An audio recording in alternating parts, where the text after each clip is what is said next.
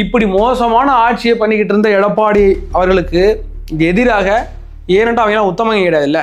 இன்றைக்கி virtual warriors அடிச்சுக்கிட்டு இருக்கிறாங்க, நீங்கள் மட்டும் யோக்கியனா 40 பேர் இறந்து போயிட்டாங்கல்ல அப்படிலாம் நீங்கள் கம்பு சுற்றலாம். அவர்கள் அதுக்கு பொறுப்பேற்க வேண்டுவங்களே எங்களுக்கு எந்த ஒரு மாற்று கருத்தும் கிடையாது. ஆனால் நீங்கள் நல்லவங்களா? திமுக கெட்டவன், அதனால் நீ நல்லவன்ட்டேன், நீ அதை விட பெரிய மோசமானவன் தான். ஆனால் காலம் எல்லாத்துக்கும் பதில் சொல்லும். இந்த விர்ச்சுவல் வாரியர்ஸ் இன்றைக்கி உங்களுக்கு பதில் சொல்லிட்டு இருக்காங்களா? இன்றைக்கி எனக்கு விர்ச்சுவல் வாரியர்ஸ் பண்ணுற அட்ராசிட்டி பயங்கரமாக இருக்குது. அவங்க மேலே சில நேரத்தில் எனக்கு என்னடா அப்படி அடிக்கிறீங்களே, ஏன்டா டைம் ஷெட்யூல் போட்டு அடிவாங்க போருக்கு.